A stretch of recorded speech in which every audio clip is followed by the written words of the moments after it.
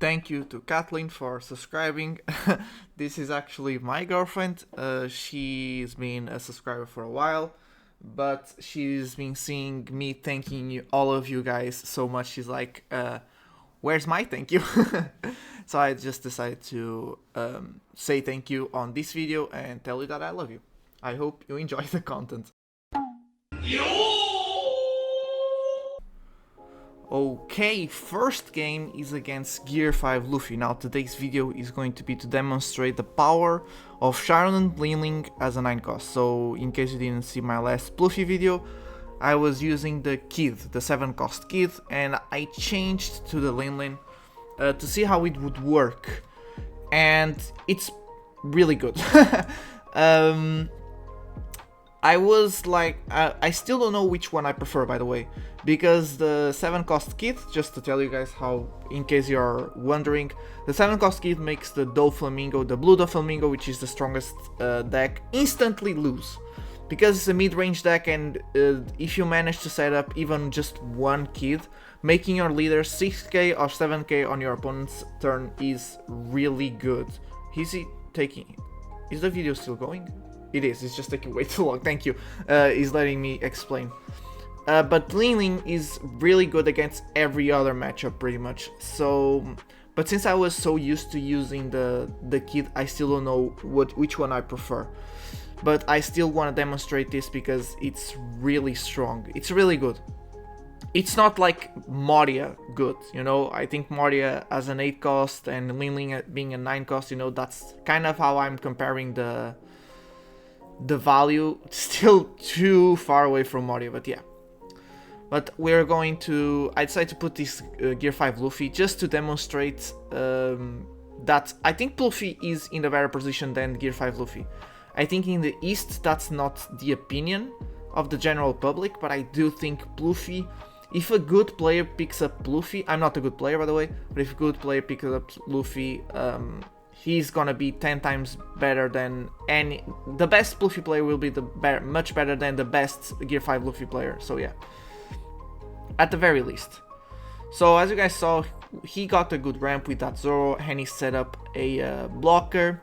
The problem against this Gear 5 Luffy without strategy is the amount of blockers that he plays, because we do like to take away the board, and since we are a controlled variant strategy, we prioritize taking away the board, so we deplete their cards in hand, just like you're seeing now, for them to play for the long game, and in late game we start changing the game around, which is really good because Luffy, for example, does not have good late game, and that's when we start turning the game around. Now, thanks to Ein, if you guys have the 2 or 1, whatever the number is of Bonkudes, replace the Eins for Bonkudes. They're much stronger, much better. But I don't have him, and this is going to be my real life deck. So I only have Ein, so I'm using Ein as a budget option. But yeah, thankfully with Ein, we don't need to go as down in lives as it would be if we weren't playing it. So that's why I'm playing 4. Like, this was pretty much the best case scenario here. We got the Ein to ramp up, and then we got the Luffy Taro with a good target. So yeah. And here's the thing, we are 8 on, so we're gonna ramp up now. So Ein let us not take a life to ramp, and because we're gonna ramp the second time again now and play the Linling. And just like that, we already have 5 swings, 5 very powerful swings. I swung with, I was trying to swing with Ein, maybe he would somewhat block or something, I don't know. I was going to see what he would do, so I made the 2 5k swings. So yeah, now we have like an insane board. But again, this Gear 5 Luffy plays the Moria, so the fact that he plays the Moria is really an insane card. I mean, Jesus. But thankfully, that's another good thing with Linling, is we don't trash, because there's a lot of decks that either play cards from trash or add cards from trash to hand. Dofi, again, being an example. So Linling makes it more predictable. I don't know if this is the right choice of words, but it makes it a bit more predictable, because I know he could play Moria, but he couldn't play that Frankie back from trash. So yeah, he swings 5 into Ein. We kinda don't really need her anymore, so it's fine. We're gonna take that life because we are in good amount of lives. Let me see this dawn distribution because we're going all out. I know he has a giant because he exactly had one dawn up. We managed to... He's playing that Sanji. I don't know if that Sanji is the right way to play, to be honest. He's taking many cards in hand. I was super happy with that. We're gonna make another 9k swing. There you go, and I'm gonna attach everything onto Sanji. If he wants to protect them, that's fine. He doesn't. So yeah, we got a lot of cards out of hand. Obviously, not as much as we would want to because of Gum Gum Giant. And now he plays Moria. And now Frankie is gonna give him back 2 cards. So obviously, because of this, we didn't go as down, make him go down on cards in hand as much as we want to, because it just recovered. We took all of his board pretty much, and he still managed. Now with Moria, he just has an insane board, but yeah. But thankfully, and he plays this lightning. I was very surprised because this lightning is not being used. The reason I countered that, by the way, is because with Moria, if he swings onto my... if I didn't draw that Sanji blocker, we would have to let go of the lives that Kekomori would attack onto us, because I kind of just want to protect I kind of just want to protect our board. We're still healthy on lives. He counters, but takes the life, so I guess it was a misplay. Yeah, he blocks, and now I'm just gonna attack 9k, and I'm gonna play the Sanji, always leaving one dawn up to fake the Gum Gum Giant, or in case I draw into him with lives. He plays Kaido, and like, what the hell is this decklist, dude? This decklist is so aggressive. I was expecting at any time, and I think I did took into account his dawn was a Gear 5 Luffy. We need to take another Luffy Taro. We go 5, and I'm just gonna go for game. He has no blockers, and we saw him counter with that 2k Usopp, and then took life. So I was like, kind of a miscalculation from him. And so I was like, okay, maybe I can go for game, and I could. He only had 1 case in hand. Next is Smoker. I'm very happy to say that Smoker is going up on popularity here on the west. Not so much on the east, but here on the west, he's getting some good popularity. And he's not bad by any means. I just think people haven't figured out the best combos, so to speak, the best line of plays. But I've seen really good Smoker players, so he can definitely sneak very good wins. But yeah, once again, I saw Ain, and I had the Luffy Taro with Sangaru. Now this is the most perfect line of combo, actually, because now Sangaru is just an insane card. Wow, and we top decked the Lin Lin, Jesus. I was thinking about swinging onto that Searcher there, the brand new, but like, nah. He will not attach cards onto brand new, because next turn he will probably play the Tashige, which is the most insane card on his deck. It's a really nice card, and single-handedly is what it's putting the Smoker on the map, is that card. I think I'm gonna use my ability. Yeah, I'm gonna use my ability. I'm going down, but it's just in case I don't have that many 2k counters, and I kind of don't want to use my counter with Sanji, like that 7 cost Sanji. So I just upped here, and on next turn I won't take my life to ramp. So just in case I need that Gum Gum Giant for some reason.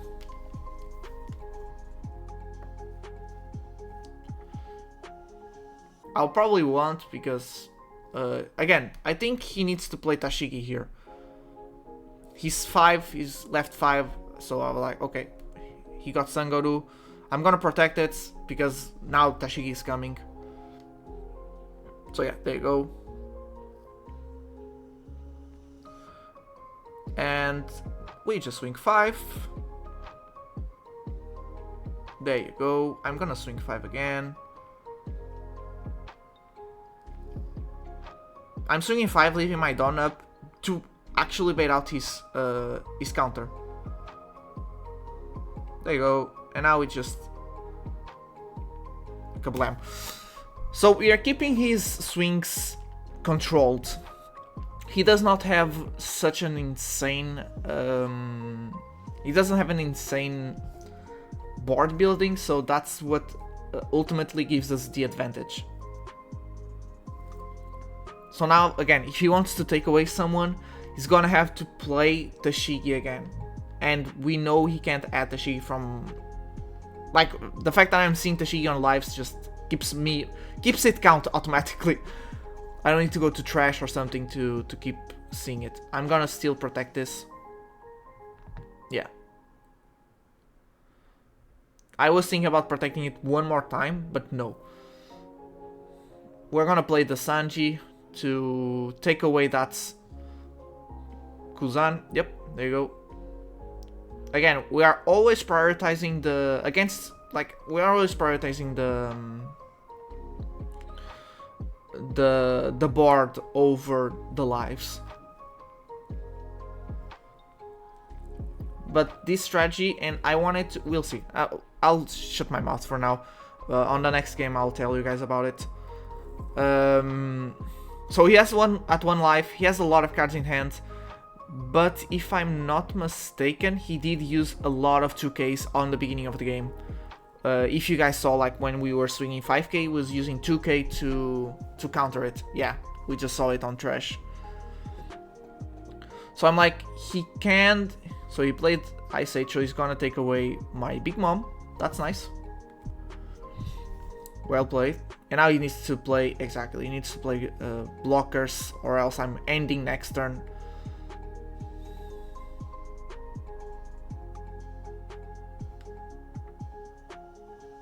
He plays his Tashigi.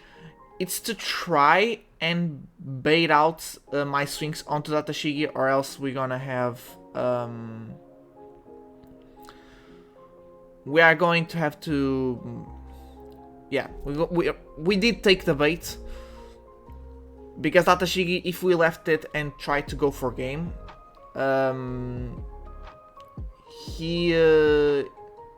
if in case we didn't finish this turn, he would have Tashigi to deplete our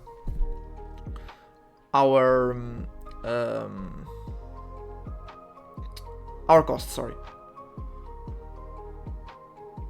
Right, we know he's gonna have a Tashigi here on hand. It's fine, we're playing Sangoru, so if he plays Tashigi, he needs to set up again. He needs to remove and play blockers, or just play blockers and leave our board. Either way, he can't finish this turn, so we are pretty much safe. We have that Gum Giant. So he either tries to distribute, is that the word? He's done on his brand news and not play absolutely anything and gamble his game on the swings, or he needs to build defense. He plays Moria. I don't think... Well, Moria is somewhat always a good play because he's adding 2Ks back to hand. And if I'm not mistaken, I was looking at the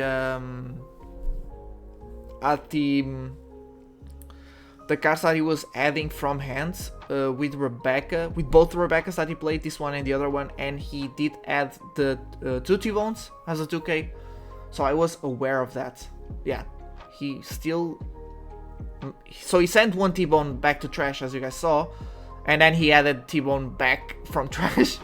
So yeah, not a bad play.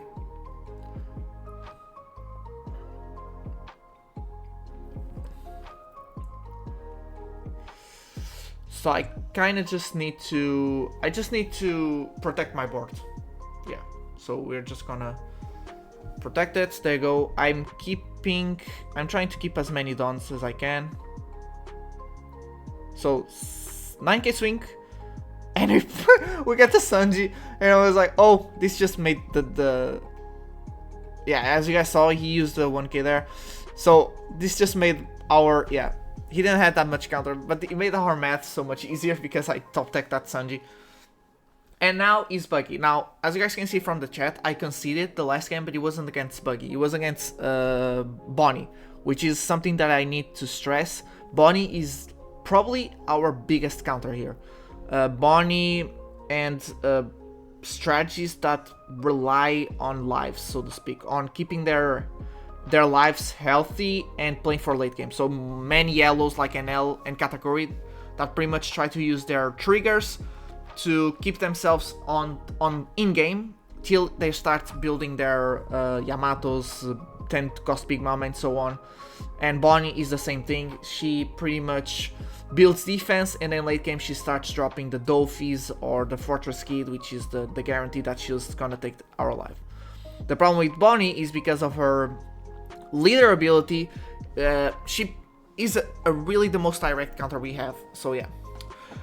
But I couldn't, that other game I bricked, it was one of the few times in my life I bricked, so I was like, okay, I'll try to get a rematch to see if I get a better footage, but she left, and when I was trying to find her, she wasn't there. So yeah, that's pretty much why I'm talking about this, because, and I still gonna do this, I'm probably gonna do a whole video of just me losing to the most counters, because I think it's fundamental to see the bad side of this deck. Obviously I clickbait on the thumbnail and on the title to get the clicks, but obviously this is not the most OP deck. But it's definitely one of the most fun I played. I'm very happy with this deck and this strategy, which is another thing we can talk about. There you go, by the way. Just let me stop for now. This Buggy is the reason I'm putting this replay onto here. In the last video of Pluffy, I said this character event Buggy would give us some trouble. Fortunately, I was wrong. It doesn't give as much problems as I was thinking. Our Ein, our Vanilla, Usopp are pretty much useless now. They're just well, Ein is completely useless. We need to just recycle her when we get her in hand. But our Usopp Vanilla that we have there on the hand is just a counter. I should have not trashed the Queen and that Usopp, but whatever. But as I was saying, the explosive strategy of Pluffy is something that I also want to bring to the channel, because I think once you play the control variant and you pick up the explosive variant, you kind of realize that the explosive variant can do what this strategy can do, but somewhat better, but unfortunately not as consistent. So it's kind of a gamble that you can try and play, you know, because if the gamble goes right, we have a better chance of defeating the counter decks that counter us, like Bonnie. But if we don't, then it's just another loss. So I don't know if I prefer consistency or I would prefer the explosiveness. Either way, the explosiveness strategy is a bit more expensive in terms of budget, so I'm just gonna play this one. But yeah, back to the game, sorry. I just needed to give you guys that information because I think it's valuable. Now, this looks like we're in very bad place, but we're not. He built a full-on board, and we're pretty much giving him the choice to swing onto us. And as you guys will see in a minute, we are putting fear onto him, because he knows if he swings, we're just gonna take that board. He's going down on cards in hand, and I don't really need to go for lives that much. So every time he has the board rested, we go for the board, baby. So yeah, he got the Mihawk there. So we already know he can play another Mihawk here. So let's see. He's probably gonna do it. I didn't attach that many Dawn, by the way. I could have played Law now that I saw, but I didn't attach as many Dawn. I was trying to maybe bait out counters, because he's starting to see the momentum wheel building, but yeah. So there you go. He did play the Mihawk. He trashed a 10 cost Buggy. He's in a position to play... Yeah, exactly. I was about to say, he's in a position to play the Buggy. And he did very well in doing so. I'm gonna see if he swings. Because here, you guys can see he's thinking if he should swing or not. Because, like, if I want to, he's not taking any lives here. Yeah, I was seeing the Dawn because I want to play another Linling to place another blocker. So yeah, we're just countering. He can't swing with that character event Buggy, by the way. He cannot attack. He's just a control character, really. So yeah, and back to with discard Ein that we top decked because yeah. So we swing 5. We can't go for board this turn. We swing 5. And if he wants, he can once again discard another card, play another Buggy, and take away Linling. It's fine by me. He's starting to go down on cards in hand. And we are very healthy in lives. So is he. But the big advantage here is that we can see his lives. We can see what he's going to draw. So in case we want to go for a game out of the blue, we know that the cards he's handing from lives to hand is not counter. So it's much better. So I'm going down on lives on purpose to build up. Yeah, there you go. I should have... Yeah, fortunately... Okay, we did not use Sangaru, but we should have blocked and countered because we had another blocker, you know. Just counter and use the event. That was a small misplay by me. Now I'm like, okay, he has not that many cards in hand, so and he has no blockers, so we can start going for the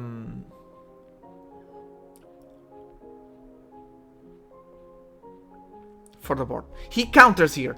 This was a huge misplay. I'm deciding whether to either use the the Linling or the Luffy Taro, and I'm gonna use Luffy Taro. Bam, bam. So he can still not go for game, by the way. We still have 2 lives and 1 blocker. We cannot use our Gungam Giant. He has potential 4 swings.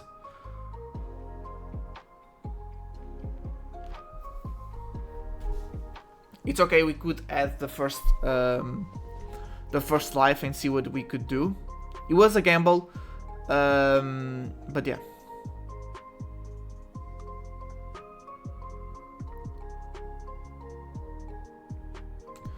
Maybe I should have played Linling there. I don't know.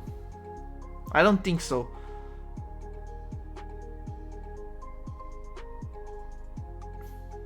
Here he's searching a lot. So he swings 5 here. And I'm like, why did you swing 5? He swings 6. So I'm like, we saw him get that crocodile to hand. And I was like, why are you thinking about playing the crocodile, dude? Because I was expecting him to just attach Dawn and swing. There's no way he's gonna lose next turn. We're gonna down onto 0 lives, which is fine, by the way. Because we have that Linling in case we need to get another life back. So yeah. But because we top lifed the Nami, we can just play her and not play the Linling. Because he has no cards in hand and he's gonna have 2 swings next turn. Because this turn we're gonna take all of the board. I don't know why he was thinking here.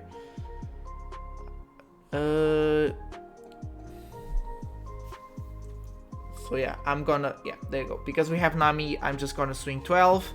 Has no cards in hand. And we swing again. He needs to let it go. And now we just play this. Get rid of our Linling. I'm just gonna swing 5. Just in case with the draw of the Gum Gum Giant, we draw another Gum Gum Giant and I need it. Obviously, I'm not gonna need it because he only has 2 swings and I have 2 blockers here.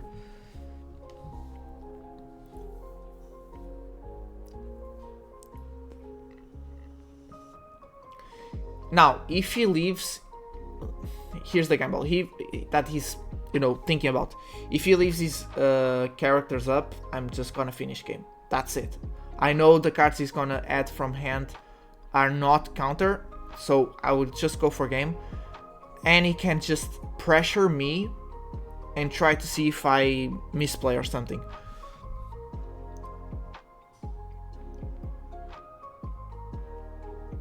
Yeah.